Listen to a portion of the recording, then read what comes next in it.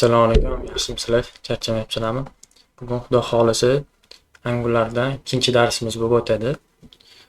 Angular davomida mavzularni yozib olganmiz. Shularni ko'rib chiqamiz. Undan tashqari JavaScript mavzulari ham bor. Uni boshlab Xudo xolisi JavaScriptni ham davom ettiramiz. Birinchi bo'lib o'tgan darsda asosan qanaqa qilib Angular proyekt yaratish o'tdik. Undan tashqari komponentlarni o'tdik. O'shandan savol-javob qilib, keyin mavzularga o'tsak bo'ladi. Xo'p, Sanjar aka, sizga savol. Komponentlar nima ekan? Ularning vazifasi, qulayliklari, hammasini sanab o'tsangiz. Endi umumiy qilib javob beradigan bo'lsam, bu komponentlar Angular frameworkida shu har bir bo'limga mas'ul bo'lgan shoxobchalar desak bo'ladi. Ular o'ziga har birining o'ziga alohida nimasi bor, vazifasi bor va ular HTML, CSS, JavaScript, TypeScriptda bo'lishi mumkin. Mana shu dasturlash tillarida shu har bir dasturlash tilining o'zining ichidagi funksiyasiga ega bo'lgan bo'limlar deb olsak bo'ladi. Ular bir-birini to'ldirib boradigan o'ziga xos qo'shimcha hisoblanadi. Biror bir sayt yaratgan yoki dastur yaratganda shunaqa tushunsa bo'ladi. Tushunarli.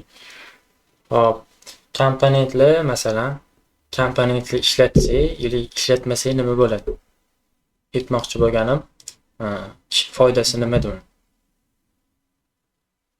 Foydasi mana shu framework, Angular frameworkdagi qiladigan bo'lsa, birorta proyektni shuni 100% to'laqonli ishlashini ta'minlab beradi, ya'ni kamchiliksiz. Birorta komponent misol uchun yoki bo'lmasa bizlar reja qilgan qandaydir bir dasturni qanaqadir qo'shimcha narsa qo'shmoqchi bo'lsak, albatta komponent yaratishimizga to'g'ri keladi. Agar o'sha biz reja qilgandagi komponentda qanaqadir nimada dasturda qanaqadir kamchilik bo'ladigan bo'lsa, demak u yerga qanaqadir komponent qo'shishimiz kerak bo'ladi. Bu o'sha biz aytmoqchi bo'lgan dasturni to'laqonli ishlashini va mukammal chiqishini ta'minlab beradigan narsa hisoblanadi komponentlar. Keyin komponentlarni anaqa deyshadi, reusable deyshadi.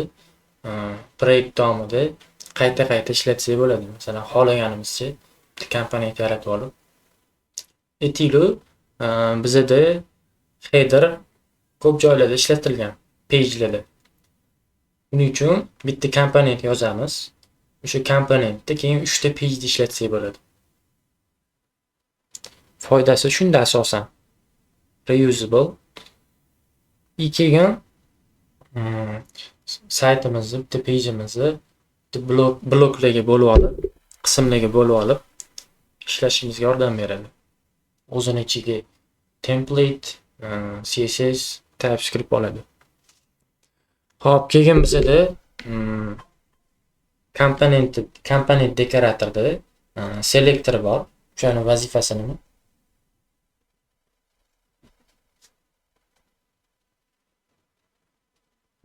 Man ijod hozir sizga bitta savolim bor edi. Nimada reusable deb aytdingiz-ku, misol uchun headerni bir marta o'rniga 3 marta yozsa ham bo'ladi deb. Shuni men o'tgan darsda eshitmay qolganman.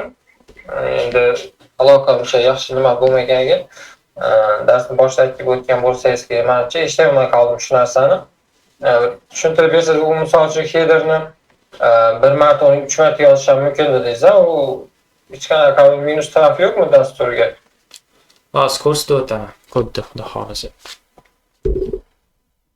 Ekran share qiling. Abdaxataga qadar chiqib ketib bo'ladi. Hozir qo'shilsa kerak. Valloh, ekran share qiling.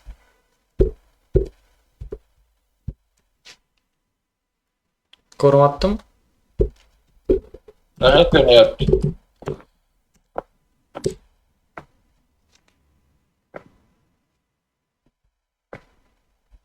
Keyin sanada o'sha selektorlarning nimasini, funksiyasini boshqatdan aytib o'ring. Shuni qoldim o'tgan darsda selektorni bo'ldi. Bo'lmasa bitta ko'rsatib o'taman hammasini. Qanaqa import qilish hammasini. Etilo biz bitta komponent yaratdik. Generate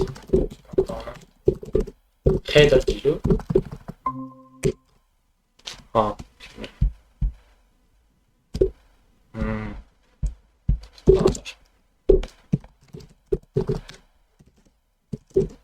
Keyin mana bunaqa shortcut qilsa ham bo'ladi. Komponent komandlarni ishlatayotganda generate qilmasdan J'ni o'zini yozib bu bir xil ishlaydi. Header deydi.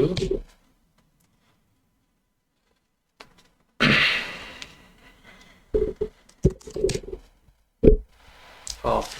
Bizda header komponent bor. Endi aytaylik, bizda 3 ta sahifa bor. Saytimizda 3 ta sahifa bor. Bitta sizlarga misol ko'rsatdik, o'zim qotgan saytimdan misol ko'rsataman. Mashina rent car bilsanglar, o'sha saytini qo'yman, o'shandan misol ko'rsataman sizlarga.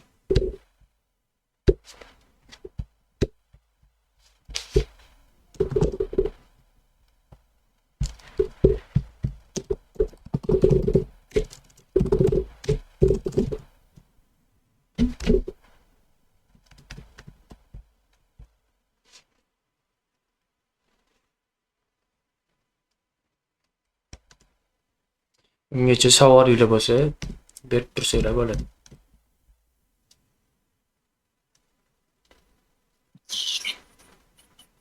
Boyaga aytganda selektorlarni ham Bo'ldi. Mana shundan keyin selektorni ko'rib chiqamiz.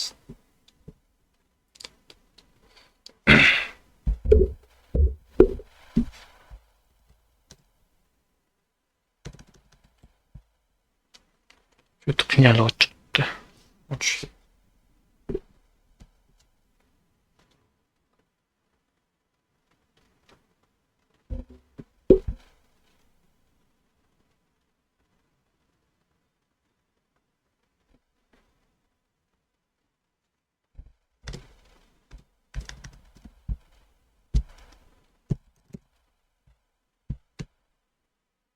Xo'p, qaranglar. Bu yerda header ko'rayotgan bo'lsanglar, mana bu morent degan joyi, pulni header komponentni yozganman. Keyin header komponentni qayerda ishlatdim? Yo'q, footerdan kelinglar mana. Footer yozganman. Footer komponent qilib bitta yozib olganman. Bu bitta sahifa. User home degan sahifa. Page deylik. Endi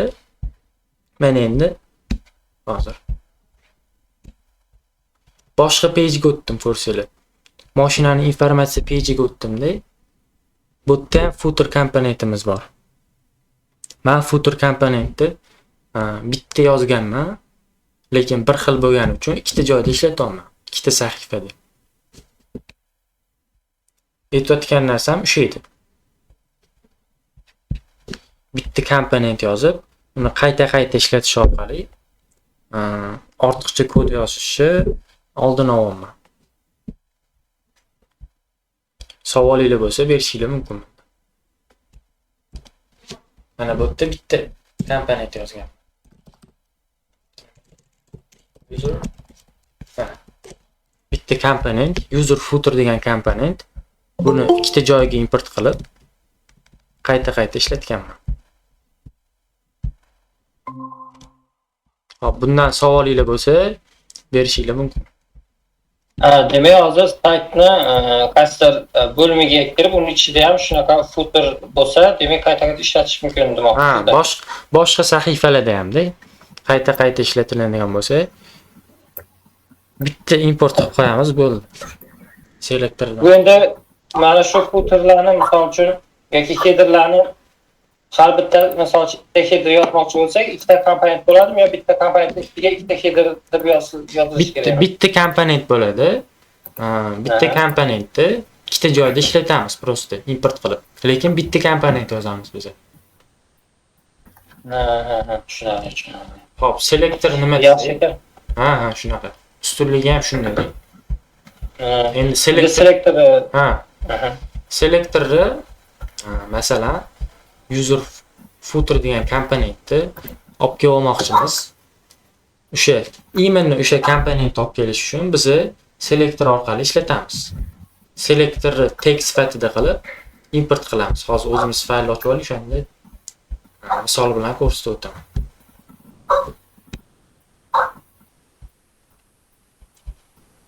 Mana bizda header degan komponent bor.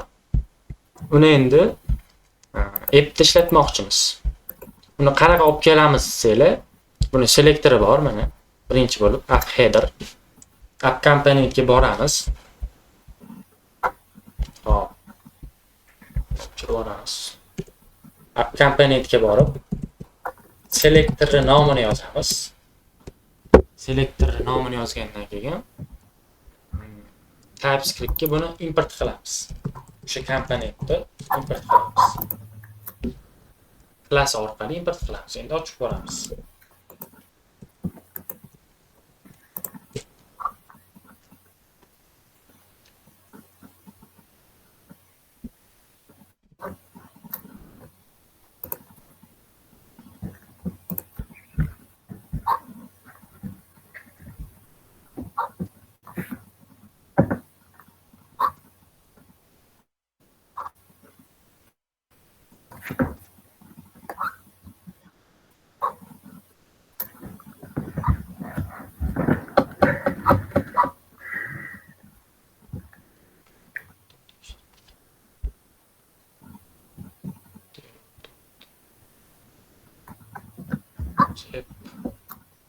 App home header bo'lishi kerak edi bu. Avtoda yozib qo'yamiz. Hop.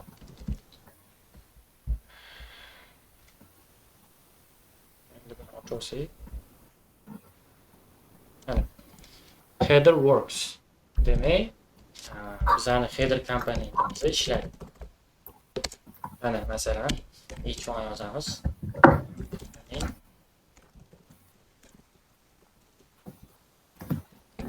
Mana ishladi. Savolinglar bormi?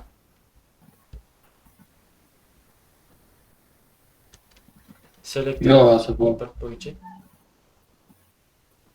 Yo'q, tushunarli bo'ldi. Demak, o'zimizni darsga o'tsak bo'ladi, yangi mavzudagi. Bugun plan qilib olganman. Birinchi bo'lib, Angularda asosan data binding mavzusini ko'rib chiqamiz. Undan keyin JavaScript ko'rib chiqamiz. JavaScript talablarga binoan qo'shib borib mavzularni o'tamiz boshidan, xohlasa. Boshdan boshlaymiz, yaxshi. Bu data binding degani ma'lumotlar ketma-ketligimi? Ingliz tilida tarjima qilish. Data binding degani ma'lumotni bog'lash degani. To'g'ri tarjima qilsangiz. Bog'lash. O'sha mavzuni ko'rib chiqamiz. Xo'p. Data binding bu Angular'da mexanizm hisoblanadi. Bu TypeScript kod bilan template degani bu HTML komponentimizni HTML bilan data almashishi imkonini beradigan mexanizm hisoblanadi. Data bindingni UI ya'ni user interface keyin TypeScript fayl o'rtasidagi ko'prik sifatida ko'rsak bo'ladi. Hozir endi JavaScriptda data binding turlari bor.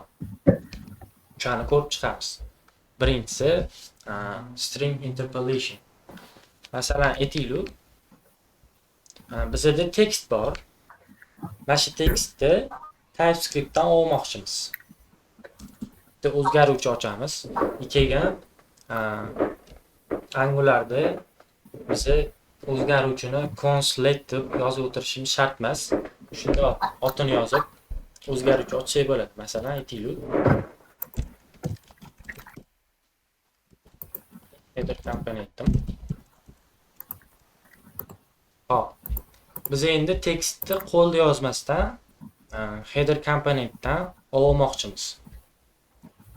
Bu holatda nima qilamiz? Bu holatda JavaScript Angular'da string interpolation mavzusini orqali olamiz. Hop. string interpolation ikkita curly brace orqali yoziladi. Ko'rasizlar. Buni yozish uchun ikkita curly brace ochib olamiz.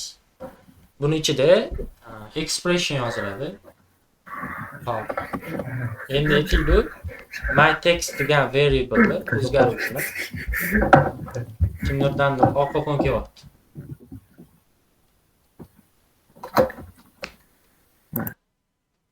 Hop, my text degan o'zgaruvchini o'shani qiymatini olib chiqmoqchimiz. Bu holatda nima qilamiz? O'zgaruvchini otini yozib qo'yamiz. My text. Endi natijani ko'rsak bir xil. Buni ustunli taraflari bizni qo'lda yozib qo'ymaydi. Masalan, qiymatni o'zgartiramiz TypeScriptda.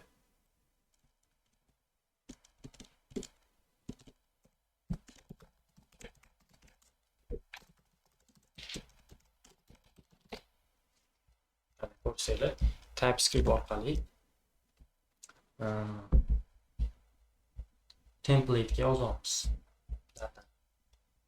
Keyin buni ichida expression yozsak bo'ladi. Masalan, aytaylik, bizda ikkita variable bor. Birinchisi number 1 10 deylik.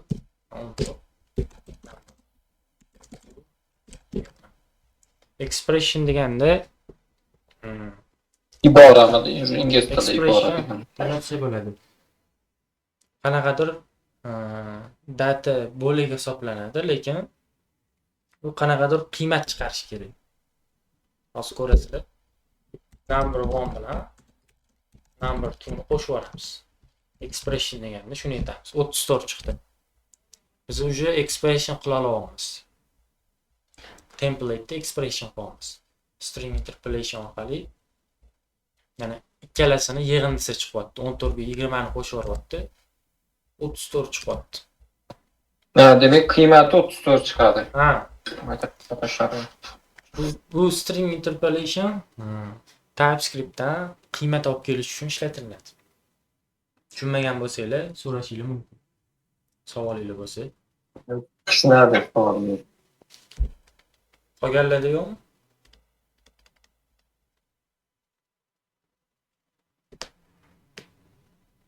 Hop, qolganlarda yo'q bo'lsa, keyingi mavzuga o'tsak bo'ladi. O'zi qisqa mavzuda. Keyingisi property binding.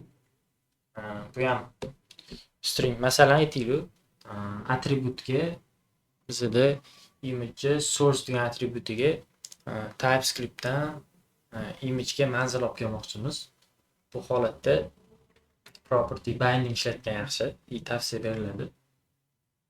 Shuni ko'rib chiqamiz hozir masalan. Buni qanaqa yozamiz desanglar, masalan, bizda image bor.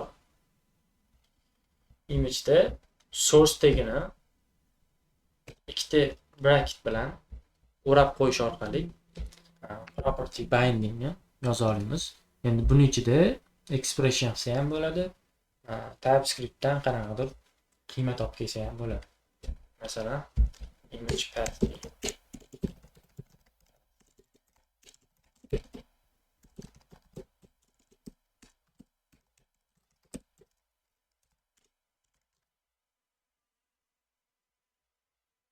Endi bu yerga image path berib yuboramiz. Bu ham xuddi string interpolationga o'xshab TypeScriptdan qiymat olib kelish uchun ishlatiladi. Lekin bu ko'proq attributlar bilan ishlatiladi. Farqi shunda. Asosan. Bundan ham savolinglar bo'lsa, bersanglar bo'ladi. Hozir attribut olish kerak dedingizmi, nima dedingiz? Shu jumla qaytaring. Masalan, bizda attribut bor, source degan, image source degan attributi bor. Source ga qiymatiga biz TypeScriptdan qanaqadir o'zgaruvchi olib kelmoqchimiz qiymati bilan. Bu holatda property binding ishlatamiz. Masalan, quruq source bilan yozib qo'ysa ishlamaydi. Source image path ishlamaydi. qiymat olib kela olamiz TypeScriptdan. Savolingiz bo'lsa berishingiz mumkin. Bo'ldi, tushunadi bo'ldi. Xo'p, keyingi binding turi bu event binding. Event binding deb Angular'da event listenerlarni qo'shish yetadi. Event binding qanaqa qilinadi desak, biz Angular'da eventni elementni o'ziga qo'shamiz. Hozir bitta button bor bizda. Button bor. Biz event qo'shish uchun birinchi qovus ochamiz. Qovus ochib, keyin event turini yozamiz. Bizda masalan turlari bor. Click bor, mouse down bor, mouse enter bor. O'shani turini yozamiz. Esingizda bo'lsa, Angular'da biz deklarativ kod yozamiz bugun. Buni yaqqol misoli mana shu bo'lishi mumkin. Prosta event turini yozib, biz event qo'shyapmiz elementga. JavaScriptda bo'lganda biz birinchi bo'lib element tanlab olishimiz kerak bo'lardi. Undan keyin add event listener qilib funksiya ochib, xullas ko'p ishni o'zimiz qilgan bo'lardik, lekin Angular kadr ortida ancha-muncha ishni o'zi qilib beradi. Endi bu click ichida qanaqadir funksiya yozamiz. Endi bu my functionni TypeScriptda amalda qilsak bo'ladi. Bu my function qachonki o'sha buttonimiz bosilganda ishga tushadi.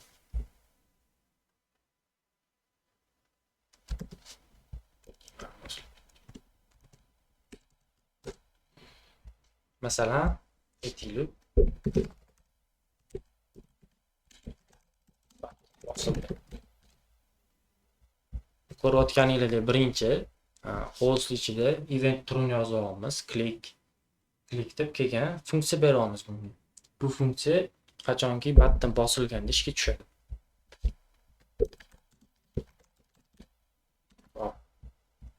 Mana ko'rishingiz mumkin. Buttonimiz bosildi, funksiyamiz ishga tushdi.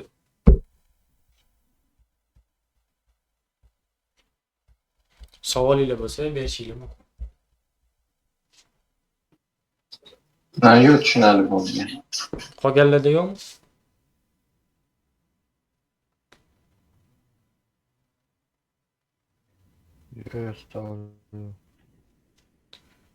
Qolganlarda yo'q bo'lsa, demak, bu keyingi mavzuga o'tsak bo'ladi.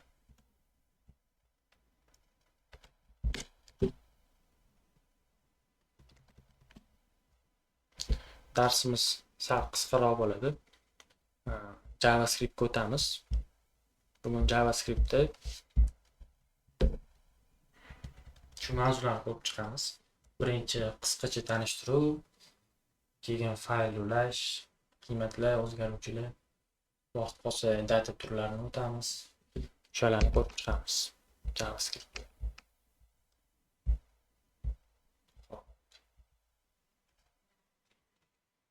Xo'p. Demak, JavaScriptni boshladik.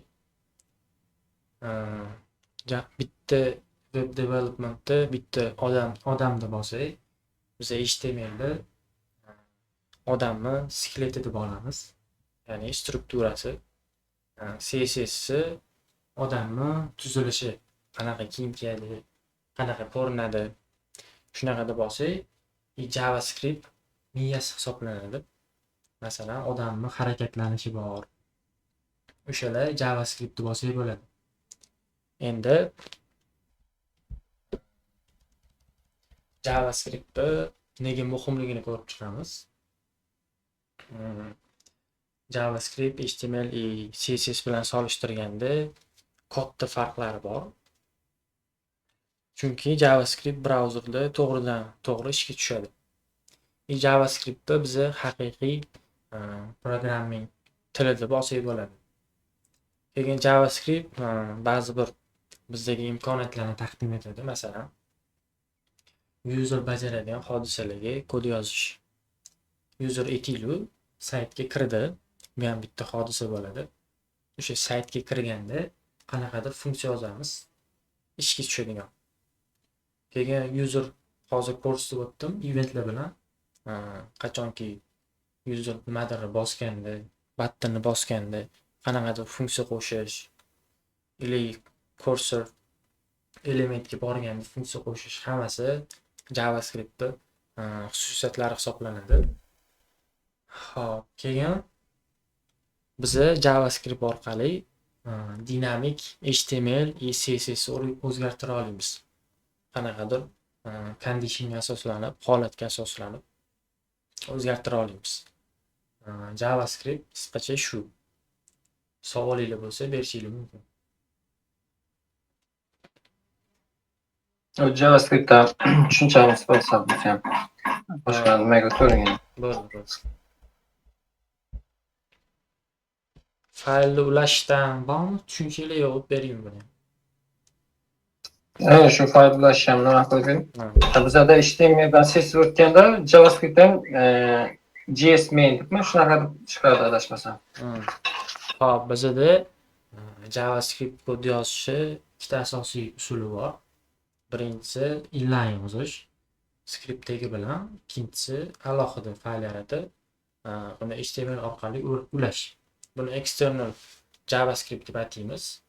Birinchi bo'lib inline yozishni ko'rib chiqamiz.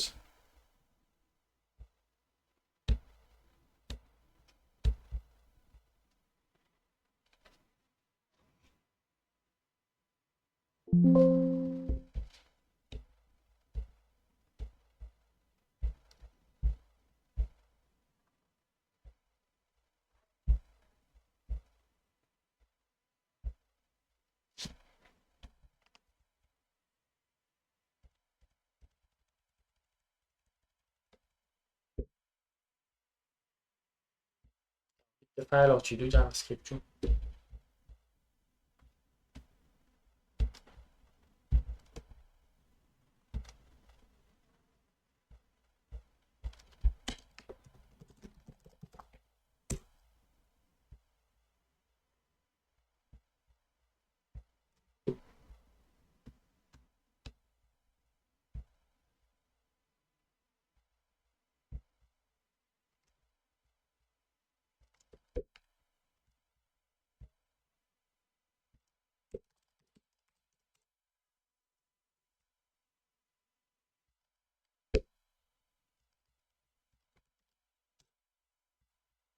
Hop.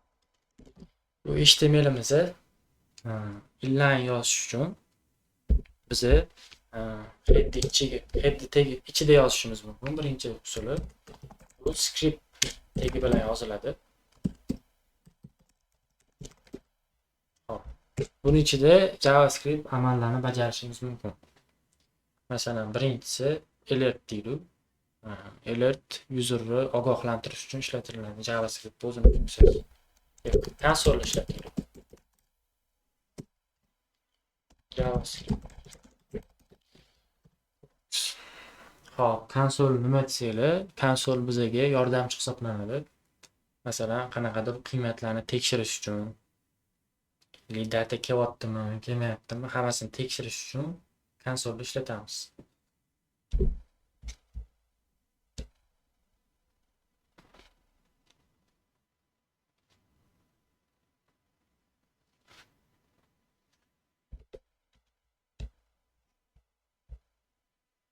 Mana konsolni ko'rishingiz mumkin. JavaScript works. Demak, bizning JavaScript kodimiz ishlayapti. Alert yozib qo'yamiz tagiga.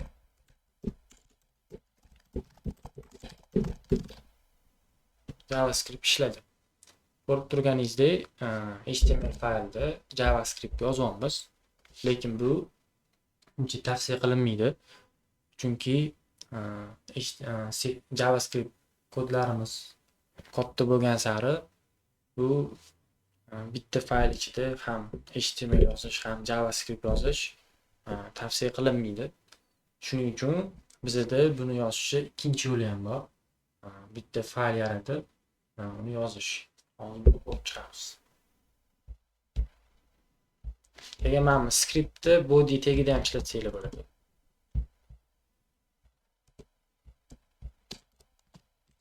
Tepasidan faqat kod ishga tushayotganda ta'sir qiladi. Hop, script.js ochib olamiz. Xuddi index.html ga o'xshab bizning faylimizni .js bilan tugash kerak bo'ladi. JavaScript fayl ochish uchun.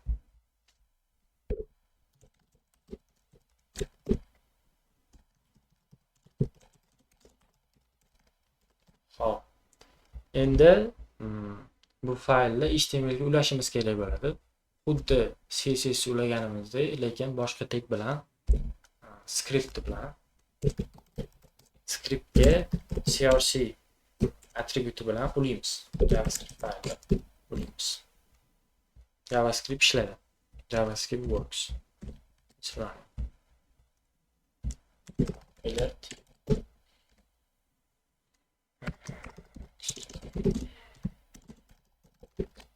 Mana JavaScriptimiz ishlayapti. Savolingiz bo'lsa berishingiz mumkin. Ulash bo'yicha. Yo'q, men bir ikkinchi usulni yaxshida, ikkinchi usulda biz naq ko'rganmiz, o'tganmiz mana. Ha, ikkinchi usul. Birinchi usul prosta testli nimadir yozayotganingizda, nimadir kurs berayotganingizda qo'l kelishi mumkin. Boshqa vaziyatlarda. Nimada intervyularda so'rash mumkinmi? JS ni qanaqa ulash mumkin deb shuna necha yo'l bor, qancha yo'l Juda bor? mayda tema bu. JavaScript ulash. Bu endi boshidan boshlaylik deganligi, shu boshidan o'tib ketolman. Asosan qanaqa ishga tushishini so'rashligi mumkin. Bizda degan JavaScript skriptdagida defer bilan async attributlari bor. O'shada so'raladi. O'shalarni so'rashligi mumkin.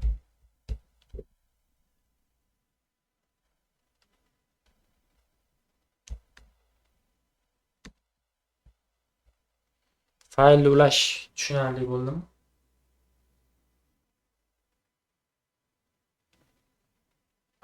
Ha, tushunarli. Xo'p, keyingisi qiymat va o'zgaruvchilar JavaScriptda. Hop. Qiymat bu joylashtirsa bo'ladigan, ilovamiz davomida qayta ishlatsa bo'ladigan ma'lumot hisoblanadi. Qanaqadir ma'lumot bo'lagi. Masalan, bu qanaqadir tekst bo'lishi mumkin, raqam bo'lishi mumkin. Xullas, hamma o'zgaruvchiga nima deydi, assign qilingan data bo'lagi bu qiymat hisoblanadi. Hozir o'zgaruvchini ko'rib chiqamiz. Xo'p, qiymatlar bilan ma'lum bir vazifalarni bajarsak bo'ladi. O'zgaruvchilarga tayinlash, yoki funksiyalardan qaytarishimiz mumkin. Yoki bir-biri bilan taqqoslash mumkin. Xullas shunaqa. Xullas data turi deb o'ylasanglar bo'ladi qiymat. Keyin bizda o'zgaruvchilar bor. O'zgaruvchilar nima desanglar, biz o'zgaruvchini bitta konteyner sifatida tasavvur qilsak bo'ladi. Bitta quti deylik. Bu qutining ichiga biz qiymat solamiz. Qiymat solganda bu nima qilib beradi? Bu o'zida ushlab turadi qiymat. Keyin qachonki so'raganimizda bu quti ochiladi, bizga qiymatni beradi o'zgaruvchi. O'zgaruvchi deganda qayta ishlatsa bo'ladigan shunaqa quti deb tasavvur qilsak bo'ladi. Keyin bizda o'zgaruvchilarni assign qilish deydi, o'zbekchasini bilmadim. 3 xilma yo'li bor, o'shalarni ko'rib chiqamiz. Buni tushungan bo'lsanglar, o'shalarni yo'lini ko'rib chiqamiz.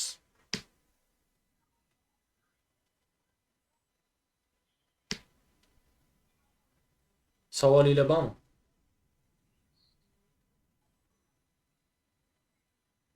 Yo, mana shu hozir o'zgaruvchilarni 3 ta nimasi bor dedingiz, o'shani tushuntirib bering. Ha, bo'ldi.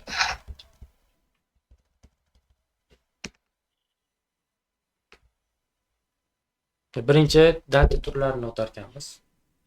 O'zgaruvchidan oldin.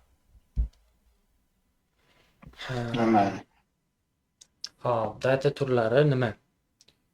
Data turlari qiymatni ma'lumotlarini turini aniqlaydi. Masalan, biz raqam yozishimiz mumkin, yoki qanaqadir satr yozishimiz mumkin, obyekt yoki hokazo. Hop, biz yana quti degan example misolga qaytadigan bo'lsak, agar o'zgaruvchilar quti hisoblansa, data turlari quti ichida nima borligini aytib turadi bizga. Hop, data turlari ikkiga bo'linadi bizda. Primitive types, non-primitive types. Primitive types o'z ichiga 7 ta turni o'z ichiga oladi. Hop, birinchisi number. Bu raqam turi hisoblanadi. Masalan, qanaqadir o'zgaruvchiga raqam yozadigan bo'lsak, buni turi raqam hisoblanadi. Data turi raqam. Misol ko'rsatay sizlarga.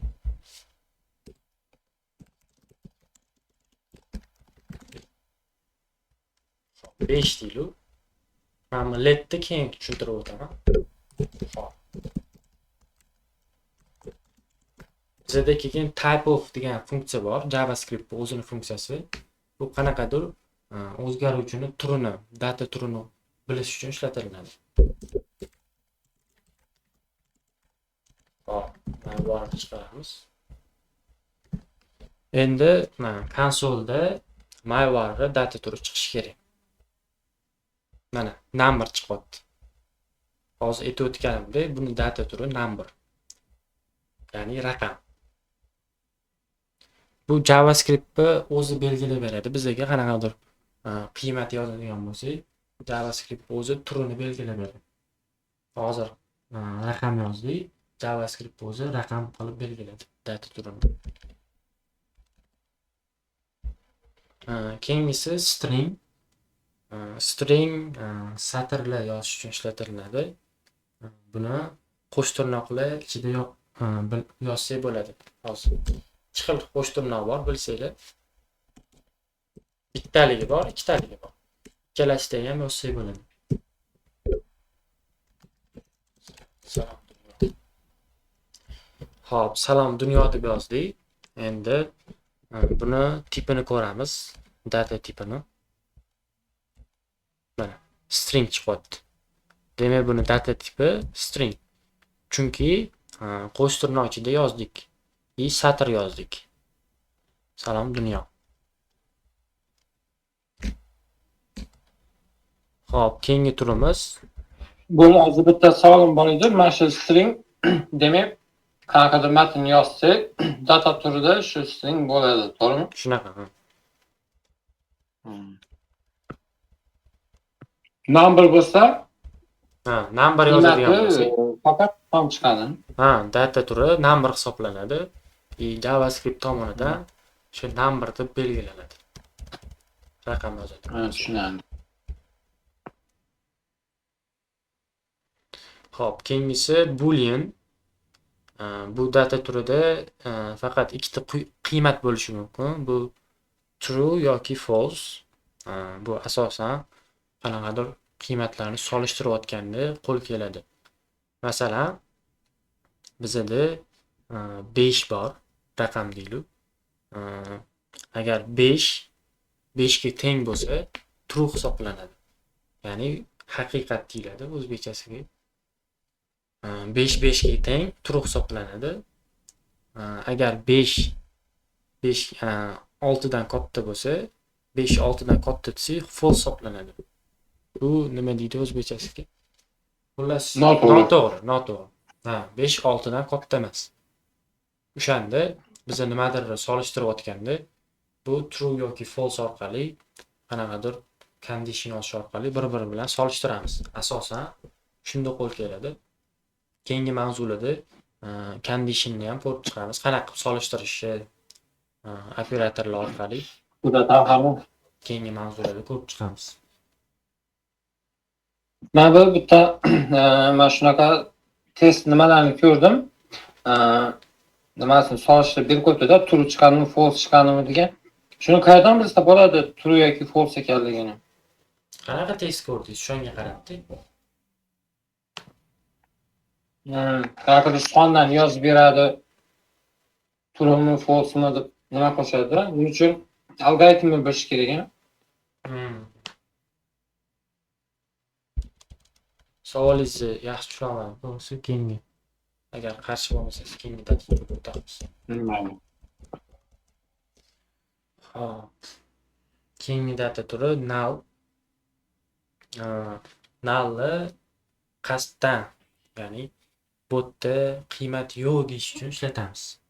Hech narsa yo'q deyish uchun ishlatamiz. Masalan, aytaylik. Mana shu o'zgaruvchida hech nima yo'q demoqchimiz. Buning uchun nima qilamiz?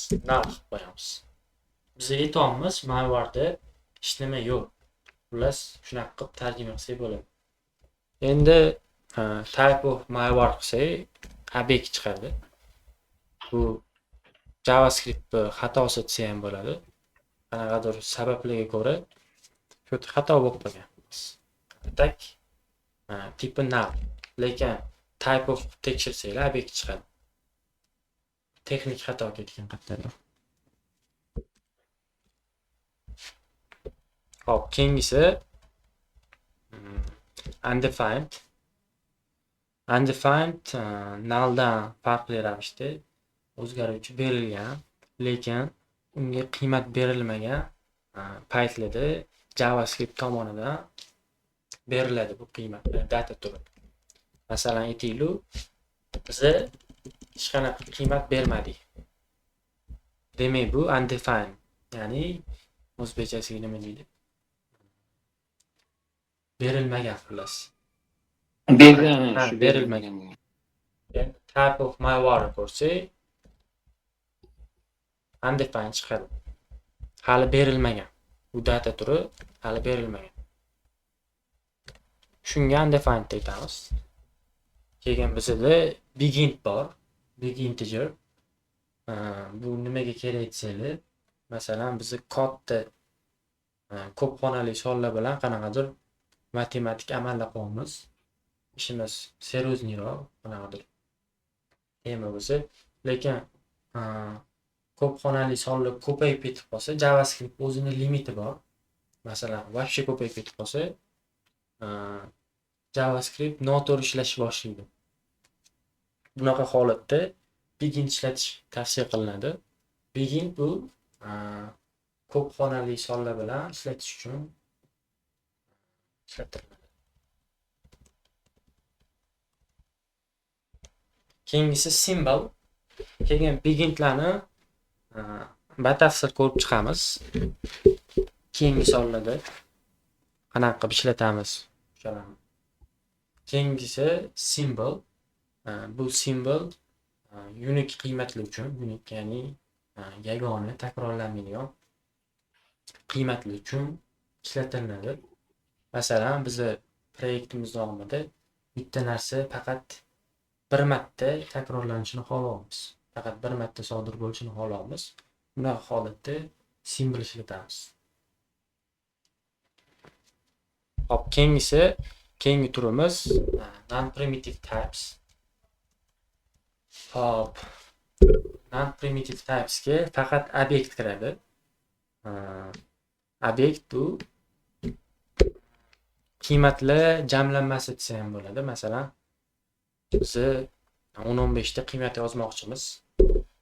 Buning uchun biz 10-15 ta o'zgaruvchi yozib, uni saqlab yozib o'tirishimiz shart emas. Bunaqa holatda obyekt ishlatamiz.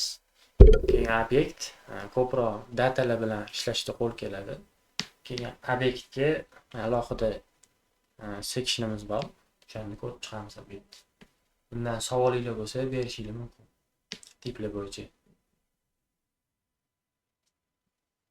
Bular endi xudo xolasa videoga sifat bergandan yoki amaliyotda nima qilish kerak edi? Amaliyotda ham ko'rib chiqsanglar. Lekin data turlari gapirib bo'ladi. Mana shu nimani konspektni qarab kitobchami bu nima bu PDF faylmi? Fayl o'zim uchun yozib olganman kursga. Tashlab beraymi shuni?